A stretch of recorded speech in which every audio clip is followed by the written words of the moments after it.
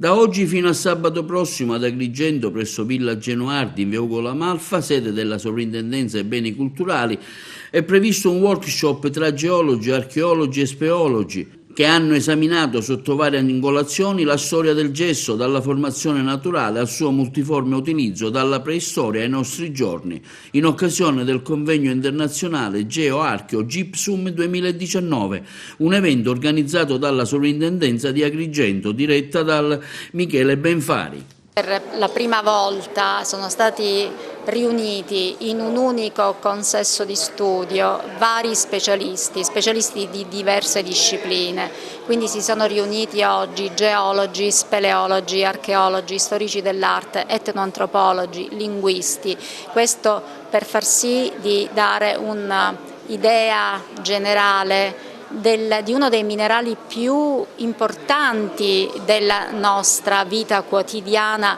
questo dalla preistoria ai nostri giorni, ma anche dal punto di vista naturale, quindi della sua giacitura naturale, della sua formazione avvenuta circa 6 milioni di anni fa e questo appunto dal punto di vista geologico naturalistico fino ad arrivare all'uso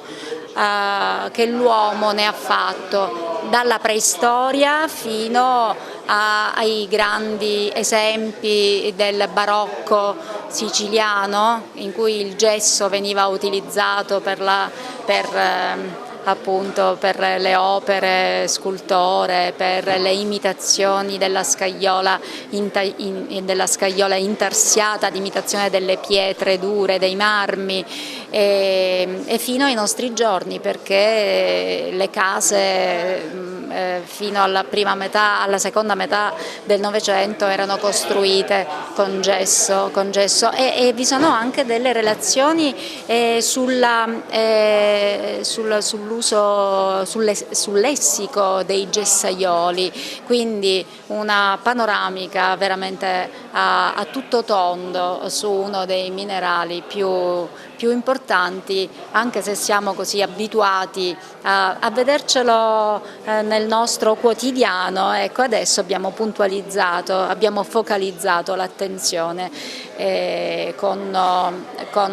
riunendo gli specialisti appunto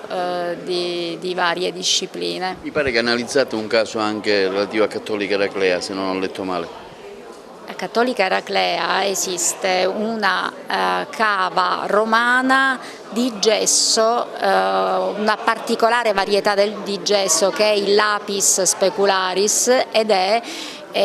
un gesso trasparente che i romani utilizzavano come vetro per le finestre. E questo studio, attraverso il confronto con gli speleologi dell'Emilia Romagna e della Spagna, della Grecia, è stato davvero un momento importante, perché abbiamo riunito le nostre conoscenze. Siamo con il sindaco di Sant'Elisabetta, dottore Gueli. Allora, domani ci sarà anche un appendice del convegno di oggi a Sant'Elisabetta. Su quali tematiche e su quali approfondimenti specifici?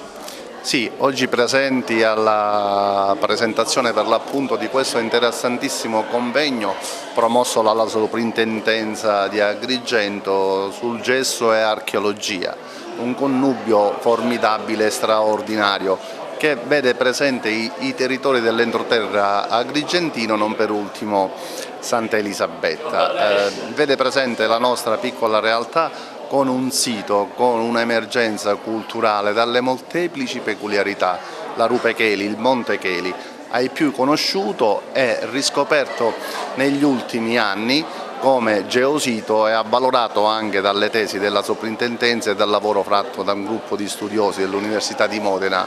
e Reggio Emilia, ai quali va il mio ringraziamento per questo spunto di approfondimento e di valorizzazione. Domani mattina una giornata, una tappa della 3 giorni di convegno si terrà per l'appunto nel nostro piccolo paese, dove i visitatori, gli ospiti, i convegnisti saranno presenti per sviluppare un'escursione visita di approfondimento scientifico, dove in questo piccolo nostro contesto veramente una unicità sono stati rappresentati e scoperti tra i più grandi cristalli di gesso di formazione sedimentari.